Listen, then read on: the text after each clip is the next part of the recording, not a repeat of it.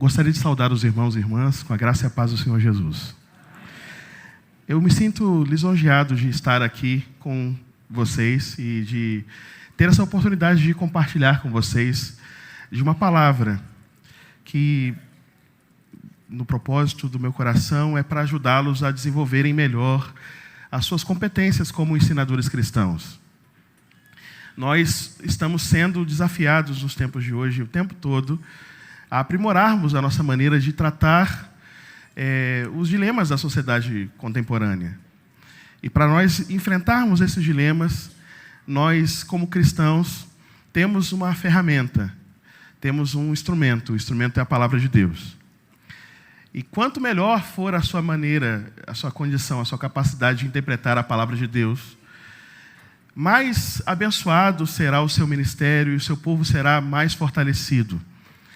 Então, estar aqui com os irmãos e poder compartilhar com os irmãos de uma palavra que os ajude a ler a Bíblia melhor é algo que eu tenho grande gratidão a Deus. Eu quero agradecer pelo convite dos irmãos, eu quero agradecer pela hospitalidade dos irmãos, eu quero agradecer por poder estar aqui com vocês compartilhando um pouco da palavra. Não será longa a palavra, mas espero que seja impactante para o seu coração. Nós vamos abrir nossas Bíblias, por favor, no Evangelho de Mateus, capítulo 5.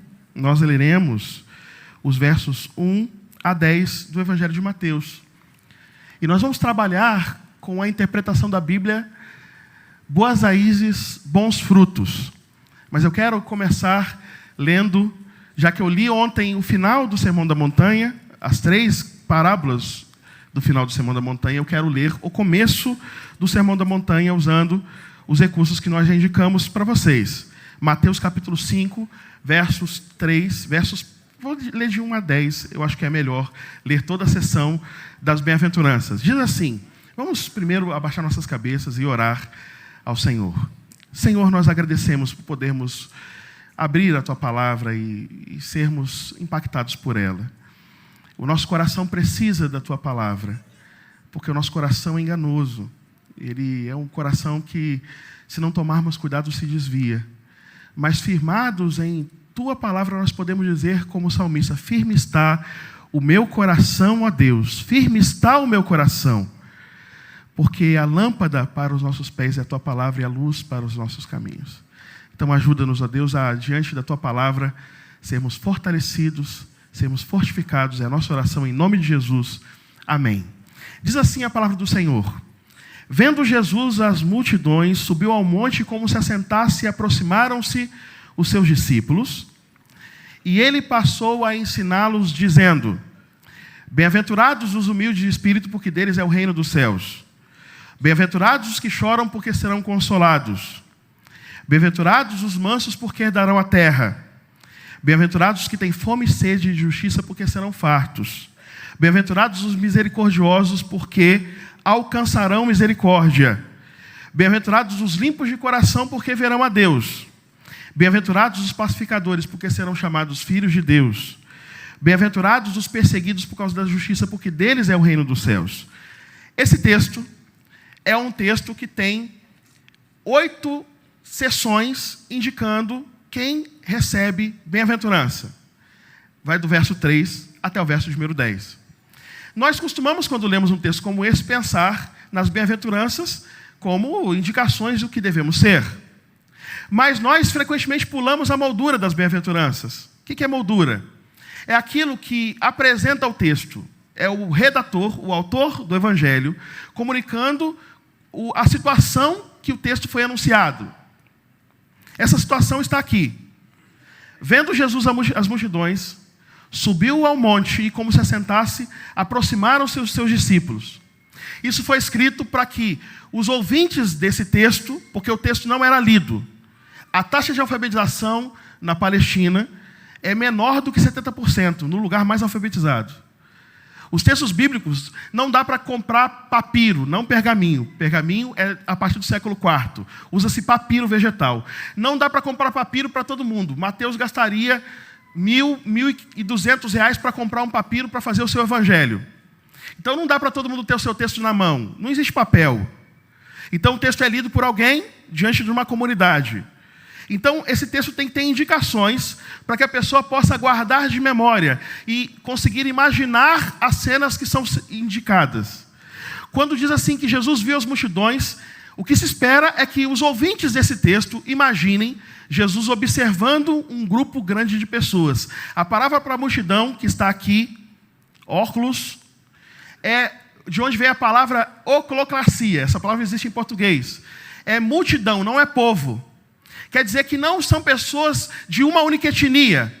Quando são pessoas de uma única etnia ou de uma única cidade, de uma única organização, a palavra é demos, povo.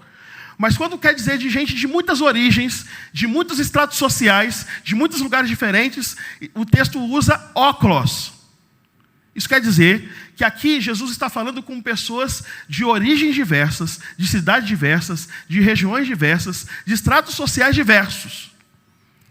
Então quer dizer que muita gente de muitos lugares acabou ouvindo da fama de Jesus e procurando Jesus. O movimento de Jesus é um movimento que envolve gente de todo lugar, de todo tipo. É como o movimento que nós estamos vendo aqui nessa noite. Tem gente de todo tipo, gente boa de Deus, que quer ouvir Jesus. Jesus, quando vê essas pessoas, ele entende, ele sobe ao monte. E quando sobe ao monte, você tem que imaginar que o centro da atividade de Jesus é Cafarnaum. E a lógica é, perto do mar, Cafarnaum. E o próximo lugar, depois da proximidade do mar, onde está a cidade, é a região que leva da entrada, é o caminho para a Alta Galileia. Esse caminho para a Alta Galileia é a montanha em que Jesus anuncia as suas bem-aventuranças e o seu sermão da montanha. Se você observar a partir de um mapa simples, e você não interpretar o mapa, você vai ter dificuldade de entender essa paisagem geográfica. Mas não basta só mostrar mapa e interpretar mapa como geógrafo. É preciso entender o que significa se deslocar para a montanha. As pessoas trabalham à beira do mar. Trabalhando à beira do mar, as pessoas desenvolvem atividade pesqueira. E a cidade tem estrutura à beira-mar. Tiberíades, Cafarnaum. Quando elas vão para as regiões mais altas, é o caminho para Nazaré, é o caminho para Caná, é o caminho para Cesareia Marítima. Esse caminho é um caminho de montanhas. É o caminho que dá entrada ao que a gente chama de Alta Galileia.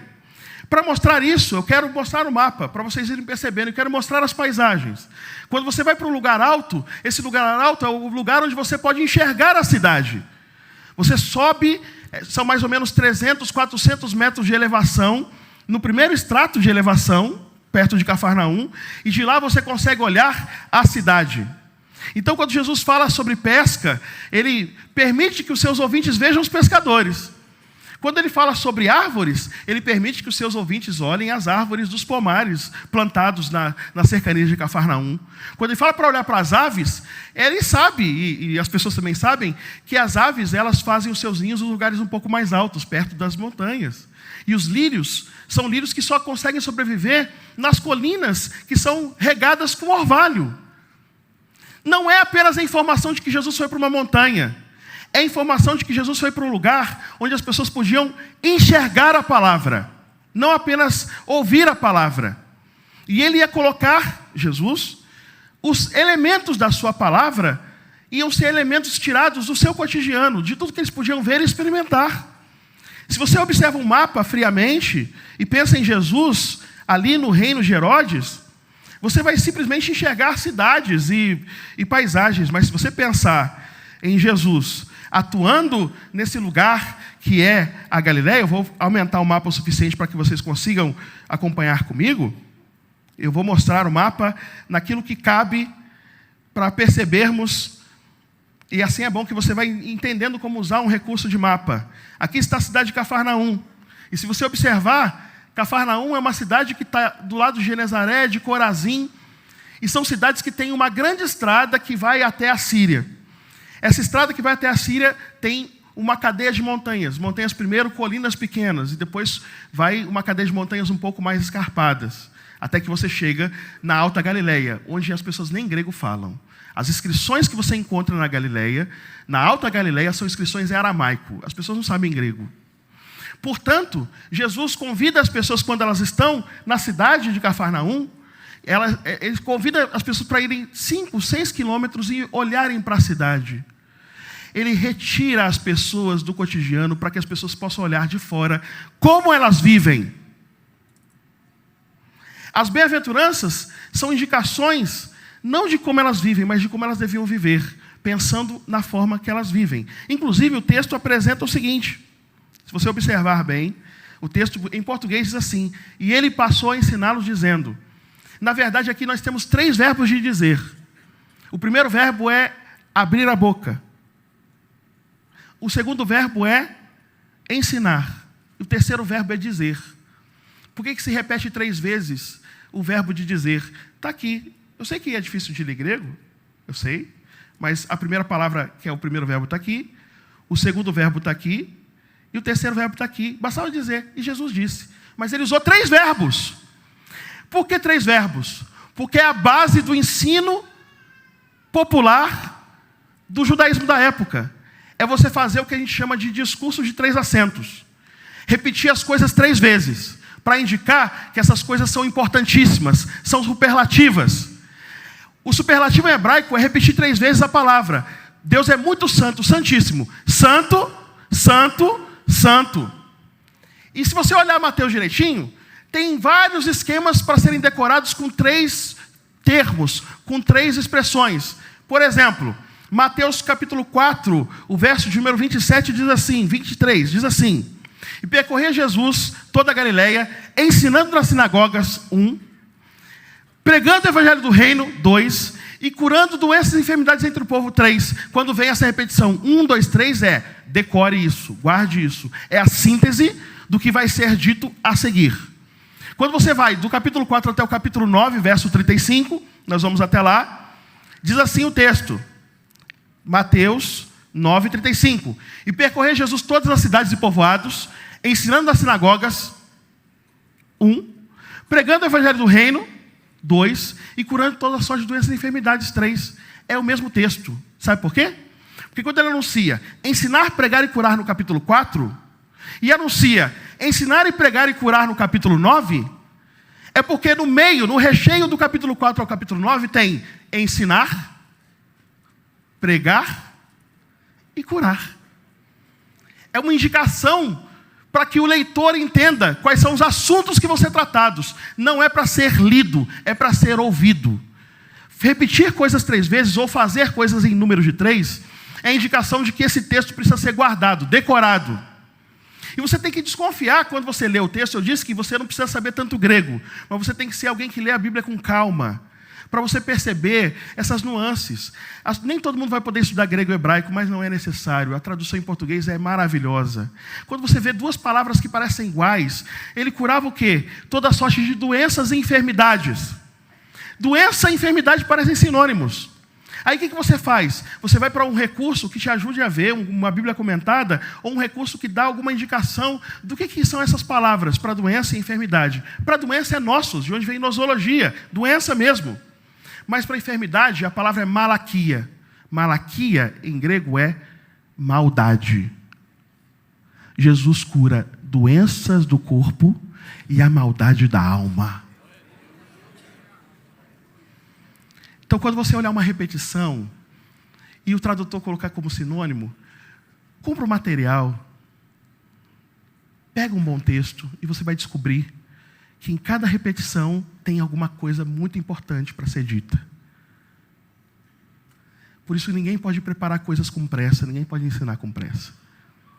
Porque a palavra, ela foi escrita e cada palavra da Escritura, ela tem muito peso. No capítulo 4, 23, vai dizer ensinar, pregar e curar. No capítulo 9, 35, vai dizer ensinar, pregar e curar. E no miolo, capítulo 5, 6, 7, 8, 9, é ensinar, pregar e curar. E ele vai dizer que é ensinar, pregar e curar. Nós lemos aqui o capítulo 5, verso 2. O capítulo 5, verso 2 diz assim, que Jesus passou a ensiná-los. É o começo do ensino. E o 7, 28 e 29 vai dizer assim, verso 28, Quando terminou de proferir essas palavras, estavam as multidões maravilhadas de sua doutrina. A palavra aqui é ensino. Mas não tem problema ser doutrina aqui, porque no próximo verso diz assim, porque ele as ensinava como quem tem autoridade. É para indicar, aqui acabou a parte que nós concentramos no ensino de Jesus. E agora vai ser o quê? Vai ser pregar e curar. Capítulo 8, Jesus vai fazer, a partir do capítulo 8, 3 milagres e vai chamar discípulos. Depois ele faz mais 3 milagres e vai chamar discípulos. E depois ele faz mais 4 milagres e chama discípulos. E termina dizendo, a seara é grande, os trabalhadores são poucos. Ensinar, capítulos 5, 6 e 7. Pregar e curar, está amarrado. Porque enquanto a gente vai curando, vai chamando pessoas para o reino. Enquanto a gente vai curando, vai chamando pessoas para o reino. Enquanto a gente vai curando, vai chamando pessoas para o reino. Inclusive, eu não vou mostrar isso com profundidade, mas se você olhar a ordem dos milagres, tem uma mulher adulta, anciã, com febre. Uma mulher madura, com fluxo de sangue. E uma criança morta. Pela lógica, a pessoa anciã, morta. E a menina, com febre. Mas no mundo de Mateus, as meninas estão morrendo. E as anciãs estão com febre e não conseguem servir a Jesus. É um mundo às avessas. E quem coloca o mundo no lugar certo, consertando tudo, é Jesus Cristo de Nazaré. É assim.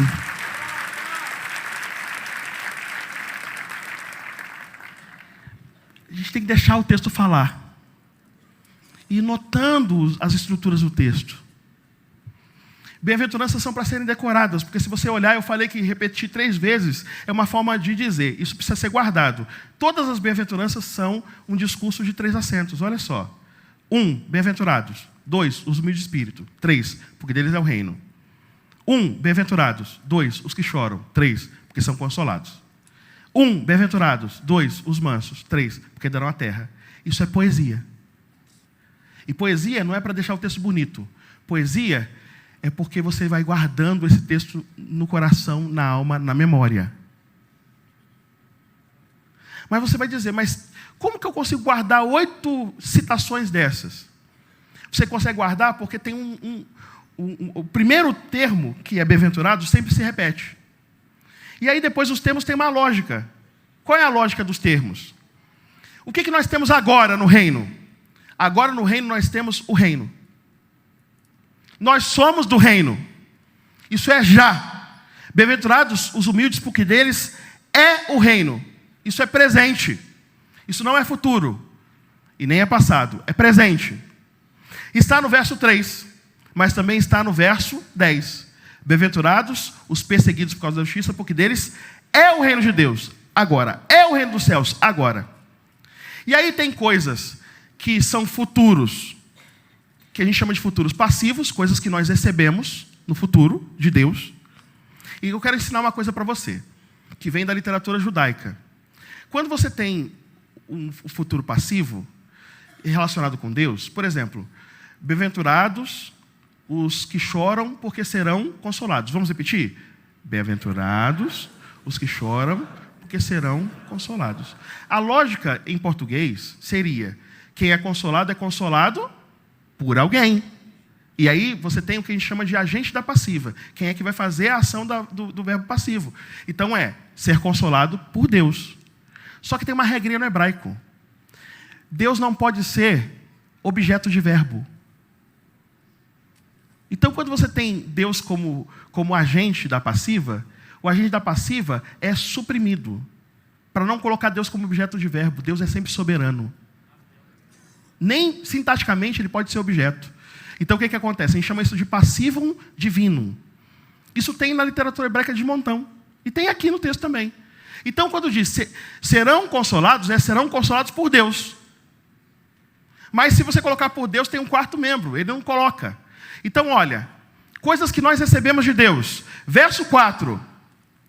Nós já lemos o verso 3. Verso 4. Bem-aventurados que choram, porque serão consolados por Deus. Verso 9.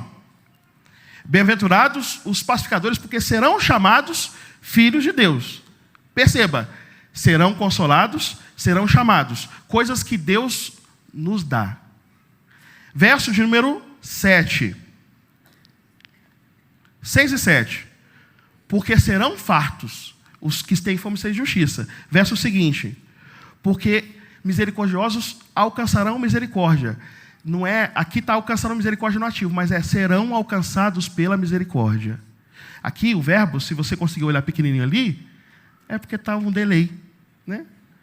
Está um delayzinho, né? Eu estou falando e o texto está parado. Mas você pode ver na sua Bíblia, é Mateus 5,7.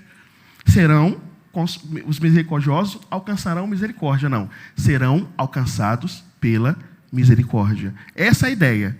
Então a ideia aqui, na construção do texto, é que nós temos 4 coisas que Deus nos dá.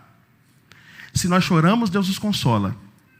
Se nós somos pacificadores, Deus nos chama de filhos dele. Se nós temos fome e sede de justiça, Ele nos farta. E se nós somos misericordiosos, Ele nos alcança com misericórdia. São 4 coisas que Deus nos dá no futuro. E tem 2 coisas que nós conquistamos. Por que são 2 coisas conquistadas e 4 coisas que nós alcançamos? Que Deus nos alcança? Porque tem mais coisa que Deus nos dá do que coisas que a gente conquista. Deus é sempre maior. Capítulo 5, verso de número 5.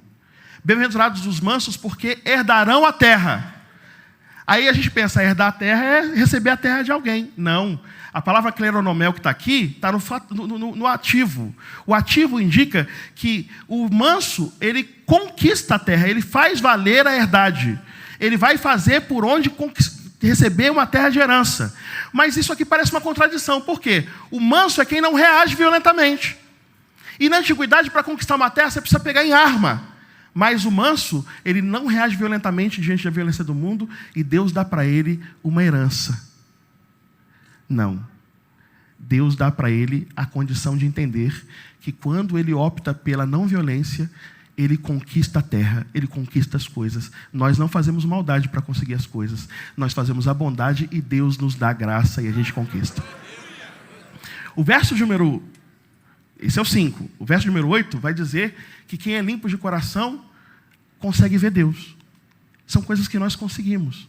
É um jogo. Eu vou mostrar isso para vocês, construir isso aqui. É assim, o verso 3, o verso 10. Coisas do presente. O verso 4 e o verso 9. Coisas do futuro passivo. O verso 5 e o verso 8, coisas do futuro ativo. O verso 6 e o verso 7, futuro passivo. O nome disso é paralelismo ou quiasmo. Acredite, isso tudo as pessoas percebiam, entendiam e usavam para decorar. Porque elas tinham a ideia de que a palavra de Deus deve ser ouvida com atenção e guardada no coração para não pecar contra o Senhor. A Bíblia foi feita para ser ouvida por gente paciente, que está disposto a ouvir o que está sendo dito e guardar no coração e repetir muitas vezes. O que as pessoas fazem hoje? Querem ouvir com pressa, só receber a experiência emocional e ir embora e esquecer isso no outro dia. E por isso que as pessoas estão fracas. Porque elas mudaram a maneira como a Bíblia é recebida. E esse é o nosso problema. Nós mudamos a maneira como a Bíblia é recebida. Nós devemos entender que nós temos que pegar esses textos e ler com calma, pacientemente, sem pressa. E que devemos deixar esses textos irem entrando dentro de nós e fazer uma revolução transformadora dentro de nós. E para isso é preciso que você tenha paciência. Antes de tentar aprender grego e hebraico, tenha paciência para ler a Bíblia em português, porque a Bíblia em português transforma vidas. Nós, então, estamos percebendo algumas coisas aqui que eu quero mostrar para vocês. Nós estamos percebendo que o ensino saudável depende de práticas saudáveis. Quando a gente vê um texto como esse que a gente acabou de visitar, a gente percebe que tem uma forma saudável de ler o texto, que nos transforma, mas tem uma forma não saudável. E Jesus, para ensinar como a palavra deve ser aplicada, nisso que eu acabei de dizer, ele vai usar uma imagem em João 15. Ele vai dizer: eu sou a videira verdadeira e meu pai é o quê? O agricultor. E ele vai dizer que todo ramo que estando em mim não der fruto, ele o corta. E todo que dá fruto, ele limpa para que produza mais fruto ainda. O que ele está dizendo? Eu sei que eu coloquei aqui que é cortar, otimizar e frutificar. Mas você quer ver como a gente tem pressa e não percebe as coisas? Ele diz que é a videira verdadeira. Quer dizer que numa videira você pode ter alguma coisa falsa. E é simples, você sabe o que é uma coisa falsa numa videira. Você tem uma parreira que vai dar uva, mas você tem lá um ramo de maracujá, você tem lá um ramo de chuchu, e nunca vai dar uva no ramo de chuchu nem de maracujá.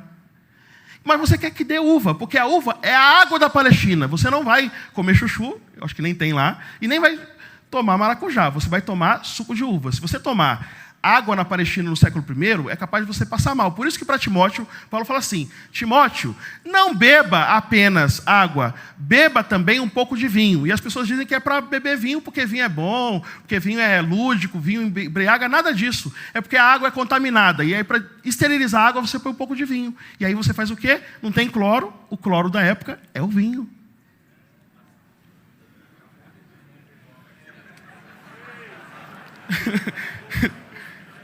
O povo que gosta de beber já era, né? Acabou. Então entenda. Quando Jesus fala que ele é videira, olhando lá no texto de João 15, ele vai dizer que não tem só um tipo de ramo. Olha o que ele fala. É só prestar atenção. O meu pai é agricultor, eu sou a videira. O ramo que estando em mim não der fruto, ele corta. E todo que dá fruto limpa, para que produza mais fruto ainda. A ideia aqui é a seguinte: estando ligados na videira, nós podemos dar fruto. Se nós estamos ligados na videira, nós não vamos dar fruto nunca, porque a gente não é videira. Então ele está dizendo de duas classes de pessoas que ouvem a Cristo: os que não são videira, não estão ligados nele, e os que estão ligados nele, mas tem muita coisa sobrando na vida, e precisa ser cortada essa coisa. O texto vai dizer o que ele usa para limpar. Vós já estáis limpos pela palavra. A palavra é o que limpa. A palavra é a disciplina que faz com que você seja podado no que está sobrando, para que você possa frutificar de forma efusiva. E a palavra não pode ser submetida a nada, ela tem que ter liberdade para fazer o seu trabalho. Precisamos entender isso. Precisamos entender que cortar e otimizar é o caminho para frutificar. Uma igreja que promove um trabalho como alicerçados pela palavra, está pedindo que a igreja frutifique. E vocês são os instrumentos de Deus. Mas entendam que Deus trouxe vocês para cá para limpá-los pela palavra. Você tem que dizer: eis-me aqui. As palavras de Jesus limpam a igreja e capacitam-na para frutificar. Porque a palavra é o que limpa. E eu digo para vocês que as pessoas estão mudando a palavra, dizendo que tudo é uma questão de interpretação. Hoje em dia virou mania. Tudo é questão de interpretação. Você está vendo assim, mas eu vejo de outra maneira. Então quer chamar o guarda-chuva aberto de fechado, e o guarda-chuva fechado de aberto. Hoje em dia tem gente que faz isso. É gente que quer negar o óbvio ululante, dizendo que é uma questão de visão, de ponto de vista. Todo ponto de vista é a vista de um ponto. Mas na verdade não é bem isso. Na verdade o que acontece é isso aqui. Que quando você vai olhar uma cena, você usa o óculos. E o óculos pode ser preto e branco, pode ser rosinha, pode ser verdinho. E aí você pensa que a realidade é rosa. Não, são seus óculos que são rosas. A realidade não é o que você está vendo, porque você colocou uns óculos na sua frente, nos seus olhos, e os óculos estão te fazendo ver a realidade distorcida. E o nome desses óculos é hermenêutica, interpretação. O problema de entender a Bíblia é um problema hermenêutico. É gente que está querendo que Deus fale coisas que Ele não vai dizer, que Ele faça coisas que Ele não vai fazer, e que consegue enxergar isso na Bíblia, porque não tem problema para essa pessoa de enxergar a Bíblia cor-de-rosa, colorida. Em vez de colocar um óculos de grau para enxergar melhor, a pessoa está colocando um óculos escuro. Já é míope, coloca um óculos escuro, vai piorar a situação. Para não dizer que isso é de crente, para você perceber que isso não tem a ver com a minha opinião, Hans-Georg Gadamer é um intérprete, para falar de alguém que não é nem de igreja. Ele diz assim: Nenhum texto, como também nenhum livro fala, se não falar, a linguagem que alcance o outro. Ele não é crente. Assim a interpretação tem que encontrar a linguagem correta. Isso mesmo. Um intérprete usado hoje em escolas de análise de discurso diz que tem linguagem correta. E qual é a linguagem correta? Fazer que o texto realmente fale. Se você está falando a Bíblia, que é a palavra de Deus, e as pessoas não estão sendo transformadas, o problema não está na Bíblia e nem nas pessoas. O problema está no que você está falando. Por isso, você precisa escolher como você vai olhar a vida. Se você vai olhar a vida como algo que vai florir, estudando, procurando, ou se você vai olhar a vida sempre no ar, como dizem os franceses, sempre de forma tal que nada dá certo, é tudo muito difícil. Se você já entrar como derrotado, você já perdeu. Você tem que chegar de manhã, se você é professor de escola dominical, já dizendo: hoje vai ser um dia transformador na vida das pessoas que vão ouvir minha lição. Essa palavra é uma palavra que vai levantar muita gente hoje. Se você chegar assim e tiver o trabalho de deixar a Bíblia falar e transmitir a Bíblia com fidelidade, colocando nas pessoas colírio e óculos bons, as pessoas vão ser transformadas, porque a palavra, e não você, é que faz a obra. Por isso, irmãos, que nós temos 4 princípios. Eu vou falar deles muito rapidamente, que eu já estou terminando. Cuidar, esclarecer, adorar e estudar. Como não tenho tanto tempo para falar de cada um deles de forma mais demorada, nem tem necessidade, eu já disponibilizei o material mais profundo, com as referências bibliográficas e tudo mais, para depois ser distribuído para todo mundo, gratuitamente. Lá vai ter as coisas mais referenciadas, mas eu quero que você use o que você já conhece. Você já conhece os textos que eu vou mostrar? Primeiro, Jesus disse assim no Sermão da Montanha: ouvistes o que foi dito aos antigos, eu, porém, vos digo. Aí Jesus vai dizer: disseram que não pode matar, eu estou dizendo que não pode odiar. Disseram que não pode adulterar, eu estou dizendo que não pode adulterar e também não pode olhar com intenção impura. Disseram que não pode vingar-se, eu também estou dizendo que você tem que ser generoso, você tem que amar o inimigo. Jurar, não é apenas não jurar, mas dizer a verdade, sim, sim, não, não, o que passar disso é do maligno. E amar o próximo e odiar o inimigo deve ser trocado por amar o inimigo e orar por quem persegue. O que Jesus está fazendo? Jesus está pegando os óculos dos fariseus. Lá em Mateus 5,20 diz assim, vai dizer assim, Mateus 5,20, vai dizer assim: se a vossa justiça não excederem muita dos escribas dos fariseus, vocês jamais entrarão no reino dos céus. O que é exceder a justiça dos fariseus? Em vez de chegar e falar assim: a Bíblia está dizendo que eu não posso matar, então como eu não posso matar, eu vou matar a pessoa aos poucos, falando mal dela, socialmente. Tem gente que acha que está tudo bem. Ah, não posso adulterar, mas eu vou ficar flertando com todo mundo. Não posso adulterar, mas eu vou flertar. Aí Jesus está dizendo não. Porque Deus não se preocupa apenas com o que você faz. Deus também se ocupa com a sua intencionalidade. Deus se preocupa com o seu coração. Jesus tira a interpretação da interpretação jurídica legalista dos atos para colocar a interpretação nas motivações. Ele ensinou para a gente que a gente não trabalha apenas julgando as pessoas pelo que elas fazem, mas a gente ajuda as pessoas a trabalhar as suas motivações. E essa é uma questão muito profunda, porque fazer isso é cuidar. A gente não começa a cuidar de alguém quando a gente começa a acolher alguém, a gente começa a cuidar de alguém quando a gente decide e planeja em nosso coração tudo que a gente vai fazer para fazer o outro feliz. Para fazer alguém feliz, você tem que abraçar a arte de amar como Jesus amou. Isso exige, sabe o quê? Um alto nível de sofisticação. Você tem que refletir. O que minha esposa precisa? Como eu posso amá-la melhor? Quais são as suas verdadeiras necessidades? Eu vou dizer por quê. Porque lá na Bíblia está dizendo, em muitos exemplos, por exemplo de Ana, que Ana queria um filho. Lá em Samuel, 1 Samuel, capítulo 1, ela queria um filho. Ela queria um filho. Ela está sob o opróbrio da sua rival, a outra esposa de Eucana.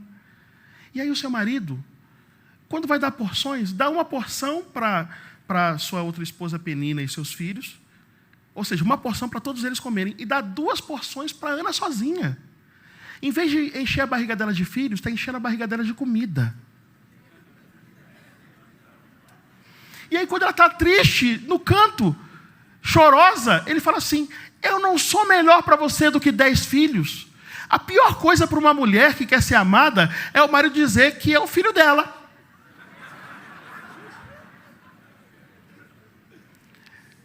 Samuel começa dizendo que homens daquela época não entendiam as mulheres. O marido de Ana não entende e o sacerdote Eli também não entende. Ela está orando ao Senhor e ele está dizendo: está embriagada. Quem é que entende as mulheres? Deus.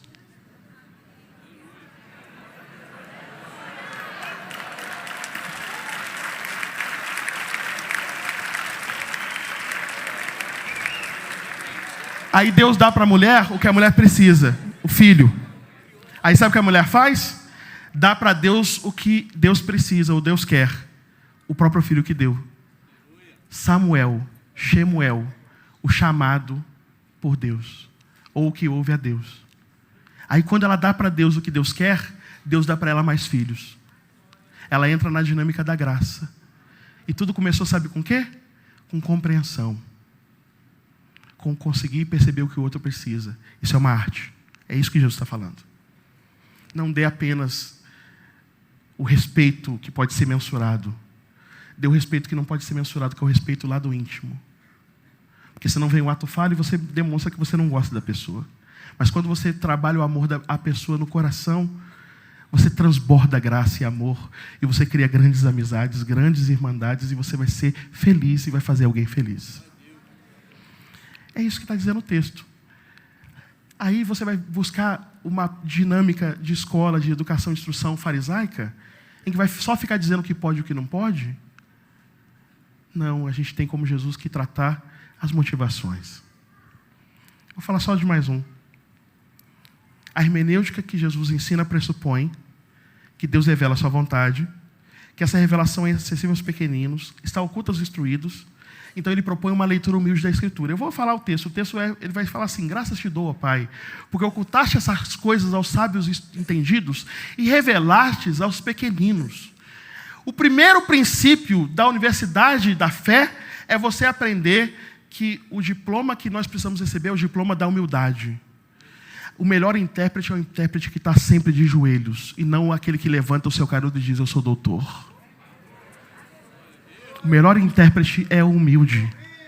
Porque Deus, que é glorioso, maravilhoso, fez questão de se encarnar, se fazer carne, na figura de um menino humilde que não tinha nem onde nascer. E o nascimento de Jesus, para você ter uma ideia, Lucas, quando relata o nascimento de Jesus, diz assim que César resolveu fazer um decreto, e esse decreto que ele fez, não tá, lá em grego não diz nem que ele fez o decreto, que alguém ao lado dele fez um dogma. Dogma em grego é decreto, para recensear. E Maria, que era de Nazaré, casou com partidão. José é da família de Davi, da família real, que era lá de Belém. E eles foram morar em Nazaré. Só que quando fizeram o censo, eles tinham que sair de Nazaré para Belém. São 145 quilômetros. E Maria está grávida.